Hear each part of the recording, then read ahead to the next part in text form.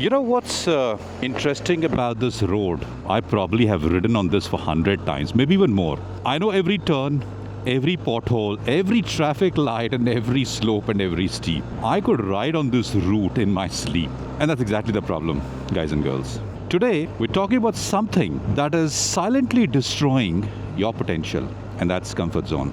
And I'm talking about the very specific ways that staying comfortable is keeping you small and keeping you stuck and keeping you from becoming who you are capable of becoming. So I want you to imagine this, okay? You're a corporate employee, because I want to relate my examples from a corporate environment, and you walk into a company's year-end party. Now tell me, hand on heart, okay? Think about this. Imagine the situation. I'm sure the first thing when you enter into the party hall is to scan, look at people that you already know, whom you worked with. And immediately you will start gravitating towards those people, and then you start spending the rest of the evening or the afternoon with them, talking and chit-chatting. I've been there and done that. And trust me, that's exactly what is called the comfort zone. I have no issues if you are talking to somebody as starters whom you know really well, but that's fine. But after that, you really need to step out of your comfort zone and start talking to strangers, people who work in other departments. And that's exactly how you start building a very strong networking in your company. Now, I'll do a separate video on networking and the power of it and how one should really use it to their advantage. But today, I really want to talk about stepping out from your comfort zone. Because here's the truth that nobody wants to hear. Every single version of yourself that you admire, which could be the confident you, the capable you, the successful you, that person lives on the other side of discomfort. Can't think your way there. You have to ride there, and that too with me. So let's go. So first we need to understand what a comfort zone actually is. Most people think their comfort zone is just things they are comfortable doing, okay? Or the activities they enjoy, places they feel safe. And sure, that's part of it. There's no two ways about it. But here is the deeper truth. Your comfort zone is a range of situations where you can actually operate pretty much on autopilot without the fear of failure or judgment. I'm going to say that again, without fear. And that is the key. Let me show you what I mean through riding. When I first got my license, my comfort zone was very tiny. I could ride around my neighborhood at slow speeds of 30 to 40 kilometers an hour. That was it. And anything beyond that, faster speeds or highways or busy intersections, group rides, all of that was outside my comfort zone. Why? Because in my neighborhood, at 30 kilometers to 40 kilometers per hour, I felt comfortable. I felt control. I wasn't afraid of messing up. I wasn't worried about looking stupid. I could operate without fear. And here is what happened. I stayed there for weeks, just riding around the same blocks, same speed, same routes.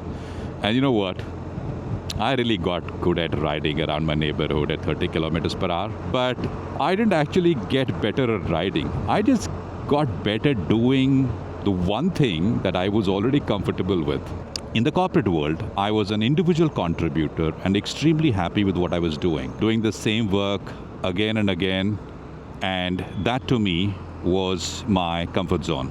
But actually, it was stagnating me. And here is the insidious part. Your brain rewards you for staying in your comfort zone. Every time you stick to what you know, your brain releases a little bit of dopamine and says, good job, you stayed safe. No risk, no failure, and there's no judgment. So your brain is literally designed to keep you comfortable, because for most human history, comfortable means being alive. Familiar environments were safe. Unfamiliar environments had predators. But look, we're not running from predators anymore. We're running from potential. We're running from the person we could become, and we are using comfort as an excuse, honestly. Now, your comfort zone isn't just protecting you from danger, it is also protecting you from growth, and growth is the only thing that actually matters. Now, let me prove it to you. Think about every significant capability you may have right now. It could be public speaking, it could be managing large teams and people, technical skills, relationship, fitness, whatever it may be. I guarantee you, you didn't develop any of those capabilities inside your comfort zone. Every single one came from pushing past what you felt comfortable. The first time you gave a presentation, remember, it was terrifying. It was absolutely outside your comfort zone, but you did it. And now maybe it's inside your comfort zone. The first time you had a difficult conversation, it may have felt scary, but you had it. And now you can actually handle those conversations with ease. Every capability you have today used to be outside your comfort zone, and every capability you want tomorrow is also outside your comfort zone right now. So the question is, are you going to stay comfortable or are you going to grow? Let's talk. Okay, there is a framework that I want to kind of share with you. It's called the 3 zones model. Understanding this actually changed everything for me. Okay, so the zone 1 is called the comfort zone. Operate. Everything here is familiar, easy, automatic, no stress, no challenge. For me right now, this is city riding, let's say, okay? Traffic lights, lane changes, basic maneuvers. I can do all this stuff while having a conversation. It requires almost no mental effort. It's like the individual contributor role that I was in a company, and I was very comfortable with what I was doing because I knew my job like the back of my hand. The problem? Zero growth happens here. You maintain your skills, but you don't develop new ones. That's a problem. If you spend your entire life in comfort zone, you stay exactly who you are right now, and that too forever. Zone 2, it's called the learning zone. Now, this is where magic happens. The learning zone is just outside your comfort zone. It's challenging, but not overwhelming. Uncomfortable, but definitely not terrifying. You're stretched, but not broken. For me, when I was a beginner, the learning zone was highway riding. It was scary. My heart rate was elevated. I had to focus intensely, but it was manageable. I could do it. I just had to try hard, push myself a little harder. So when I was an individual contributor, I was very comfortable in the job that I knew, and I wanted to grow. I needed to develop. I wanted to develop my people management skills so that I can become a leader. And here is what's beautiful about the learning zone. This is where capabilities are actually built. Every time you operate in your learning zone, you're actually building new neural pathways. You're expanding your skills. You are literally rewiring your brain. And here is the key insight. What's in your learning zone today becomes your comfort zone tomorrow. That highway riding that terrified me, trust me, now it's in my comfort zone. I can do it without much thinking. As an individual contributor, I decided to build my skills as a people manager. So I approached my line manager and I asked her, it was a she, if I can get a temp assignment as one of the team leaders was going on a long leave. My line manager agreed and I was given the responsibility to handle the team. Look, the process I knew very well. That was never an issue. The objective was to learn team dynamics, build emotional intelligence, become an inclusive leader. That's what I was aiming at. So your learning zone is always moving as you grow. It expands outwards. Zone 3, that's called the panic zone. This actually is too far outside your comfort zone. And this can be extremely overwhelming and sometimes even paralyzing and counterproductive. Now, example, if I try to do MotoGP level track riding right now, that would be panic zone. I would be so overwhelmed that I wouldn't learn anything. I'd probably crash. I would lose all my confidence. See, the panic zone doesn't build capability. It destroys your confidence. So here is the framework. Comfort zone, if you're in a comfort zone, there is no growth. Panic zone is harmful. So learning zone is the optimal place to be in for growth. Your job is to spend as much time as possible in your learning zone. And here is how you do that. You do that with what I call as progressive challenge. So you don't go from neighborhood riding to MotoGP. You go from neighborhood to main roads, then to highways, then to twisty roads, then maybe to a couple of group rides, then to track days, and then to advanced courses. Similarly, when I was an individual contributor, I was looking to take one step in managing a team and not to become a leader of a leader, as that would have been extremely overwhelming. Now, each step is slightly outside your comfort zone. Each step is in your learning zone, and each step expands your capabilities. Now, this is how beginners become experts, not through massive leaps, but through consistent, progressive steps. which are probably outside their comfort zone. And this doesn't just apply to writing, as I mentioned, it applies to everything. You don't go from a junior employee to become a CEO. You go from a junior employee to a senior, then to a team lead, then maybe to a leader of a leader, then the department head, etc., and then eventually to the director. Each step builds the capabilities for the next role. You don't go from couch to marathon. You go from couch around the block first, then to 5K, then to 10K, and then to half marathon, and after that you do the full marathon. Progressive challenge is a universal law of capability building. Trust me, this will apply in every field. And most people fail because they stay either in their comfort zone forever, or they jump start to the panic zone and completely burn out. Now the secret, I'm going to repeat, the secret is living in that sweet spot, the learning zone, where you're uncomfortable but you're capable. Challenged but not crushed. All right, so if the learning zone is where growth happens and we all want to grow, why do we keep choosing comfort? That's a big question. Now let me tell you the reasons for it, and I want you to be honest with yourself about which ones actually apply to you. Reason number one, comfort is easier. No brainer. This is obvious but true. Staying in your comfort zone requires no effort, no courage, no risk. Growing on the other side requires all the above three. And at the end of a long day, when you're tired, when you're stressed, and when you're overwhelmed, comfort can be extremely seductive. I'll challenge myself tomorrow, is what I say to myself. Today, I'll just do what's easy. But you know what? Tomorrow never comes. And weeks turn into months, and months turn into years. And we continue to choose the easy thing over growth. Reason two, fear of failure. Now this is a big one, okay? In your comfort zone, you don't fail. Seriously, because you're so comfortable. You're good at what you do there. You're competent and you are in control. But the moment you step into your learning zone, you might actually fail. You might actually look stupid. You might be bad at something. And you know what? That terrifies people. And I see this constantly. People who are exceptional at their job but refuse to take on new challenges because they might not be exceptional at those. The new challenges that they're going to take on. They'd rather be comfortable, great at something small than uncomfortably mediocre at something that is bigger and challenging them. But here is what they don't realize. Being bad at something new is the first step to being good at it. See, when I started riding, I was terrible. I stalled constantly. I think I also dropped my bike a couple of times. I looked like a complete idiot, but I kept going. And eventually, I got good. So when I took up the temp assignment as a team leader, I had no clue about the skills required to manage a team, right?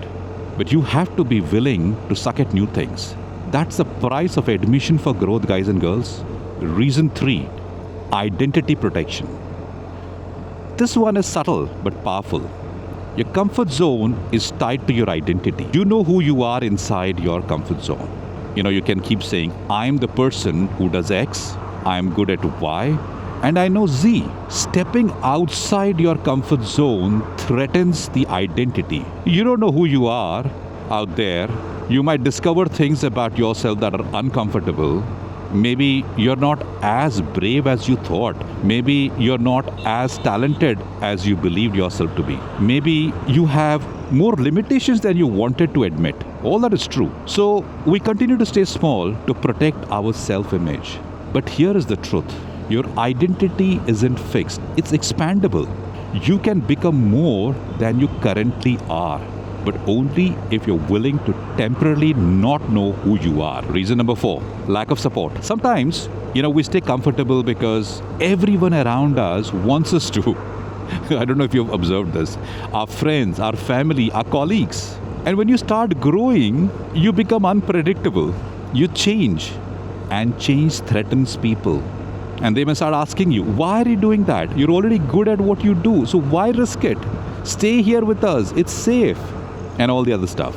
Your growth actually makes them uncomfortable because it highlights their stagnation. And if you are not careful, you will shrink yourself to make them comfortable. Sometimes we don't know how to progressively challenge ourselves. We don't know what the next step is. Now, that's what the rest of this video is for, that I'm going to talk you through. So I'm going to talk about the framework of progressive challenge. How do you systematically push yourself out of your comfort zone in a way that builds capability instead of causing burnout and chaos. Now, here's the framework. There are 5 principles of progressive challenge. I think the first thing is identify your edge. You need to know where your comfort zone ends and your learning zone begins. This requires you to be honest with yourself, of course. Have a good self-introspection. You need to ask what makes you nervous but doesn't panic you. What challenges you but doesn't overwhelm you, and that's your edge. For riding, my edge right now is technical off-road terrain. I'm comfortable on pavements. I am also comfortable on slight dirt roads. Definitely comfortable on highways. But technical single track, that's my edge. For me, in my careers, leading a team and understanding team dynamics is what I wanted to pick up, and that was my edge. For you, it could be having a difficult conversation, making a presentation, maybe designing a process. That could be your edge. So you got to find your edge, spend some time, figure out the edge. Principle 2, small steps, frequent exposure are required. Don't try to conquer your edge in one massive push. Take small steps, but take them frequently. And I think the most important thing you understand is frequency matters more than intensity. If you want to get better at public speaking, don't wait for the one big presentation. Speak up in every meeting, even just one comment. Every meeting, every day. You just need to ensure that there's one comment that you raise or one question you ask. If you want to get better at difficult conversations, have one small difficult conversation every week, not one massive blowout confrontation once a year. For me, with riding, when I was building highway confidence, I didn't do one massive highway trip. I did 5 minutes of highway riding every time I got on the road. I went out every week on group rides, and I rode multiple times in a week as well. Similarly, in my temporary assignment as a team leader, I started to learn about people in my team, their strengths, the areas of development, what they like. I stayed humble and I was willing to learn from them. I took small steps to gain trust of the team.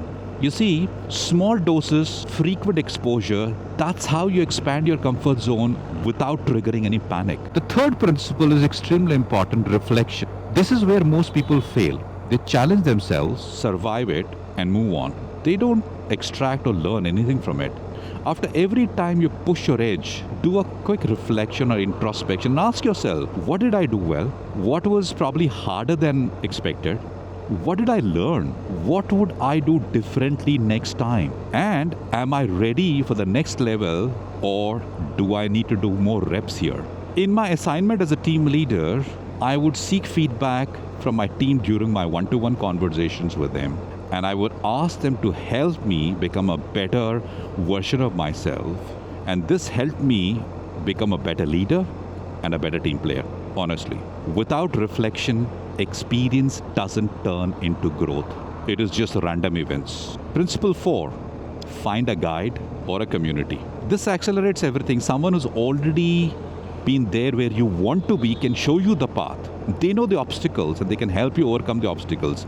So when I was learning riding, I joined a beginner rider group. People who were just ahead of me showed me what the next steps looked like.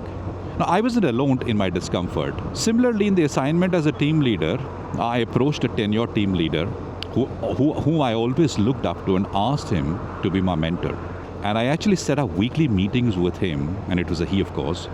And that was immensely helpful. So find people who are doing what you want to do, learn from them, let them normalize the discomfort for you. See, growth is easier when you're not the only one feeling uncomfortable. Principle 5, celebrate progress, not necessarily perfection. You're not trying to master things immediately, and it'll not happen as well. You're trying to expand your capabilities over time. So celebrate the fact that you did the uncomfortable thing. That's a big, big win. You spoke up in a meeting, even though your voice shook, so well done. That's a big win. Celebrate that. You took on a challenging project, even though you struggled. Now that's a big win. Celebrate it. You had the difficult conversation, even though it made you feel awkward. Now that's a big win. So the win that I'm talking about is stepping outside your comfort zone, not performing perfectly once you're there. So when I first started highway riding, I was tense, slow, and nervous, but I celebrated the fact that I did it and I kept doing it. And eventually, I got fairly good at it. My first team huddle that I took as part of my assignment, I was nervous, but not panicking. The first team huddle was bad, but I learned from it and I improved on it and continued with the process until I became comfortable. Ladies and gentlemen, boys and girls, progress is key and not perfection. So, what actually happens when you commit to living in your learning zone? When you consistently challenge yourself with progressive difficulty, what happens? Let me tell you what changed for me, both in riding and in life. The first change is your baseline expands. Things that used to be challenging become normal. Your comfort zone gets bigger. 3 years ago, or maybe even more than that, riding in heavy traffic stressed me out. Now, it's just riding. What used to be my learning zone is now my comfort zone. As an individual contributor, I was always nervous to speak to a team or to have difficult conversations. But with the assignment, I stepped out of my comfort zone. I took the help of the team leaders. I expanded my baseline. I challenged myself and became better and started getting into the comfort of managing teams. And that means I have mental and emotional bandwidth for new challenges. Same in your career. The presentation that terrified you as a junior employee, remember that? By the time you're senior, it's routine. So now you have capability for bigger challenges. So your baseline keeps rising. And that's how you become capable of things that once seemed impossible for you. Change number 2, your confidence becomes real. No fake confidences. It's not like fake it till you make it. Now this is real confidence based on evidence. You've proven to yourself repeatedly that you can handle uncomfortable situations. So you built a track record. So when new challenges come up, you're not pretending to be confident. You actually are confident. You've done hard things before. Evidence-based confidence is actually unshakable. Change 3, comfortable with discomfort. This is the meta skill, the big skill. You don't just get better at specific things, you get better at being uncomfortable. Yeah, seriously. The feeling of being in your learning zone, that nervous energy, that uncertainty, the challenge becomes familiar. You're not scared of it anymore. And once you're comfortable being uncomfortable, there is literally nothing that you can't learn. Trust me. Change 4.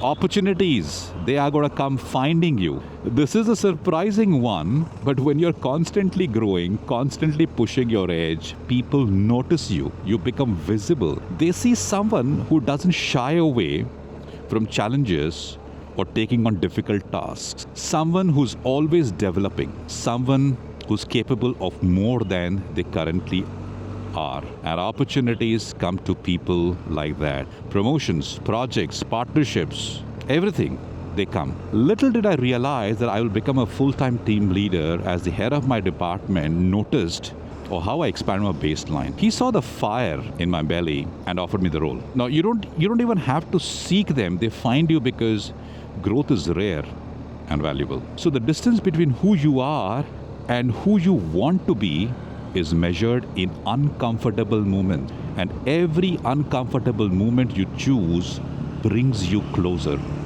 to success, closer to what you want. You have 2 paths in front of you. Path 1, stay comfortable. Do what you know. Avoid risk. Protect your ego. Stay safe. In 5 years, trust me, you'll be exactly who you are today. No progress, nothing. You'll have the same capabilities, same limitations, and the same comfort zone. But it's just that you become 5 years older. Path 2 is embrace discomfort. Seek your edge. Challenge yourself progressively. Build capabilities. And you build them through consistent growth. In 5 years, you will be unrecognizable.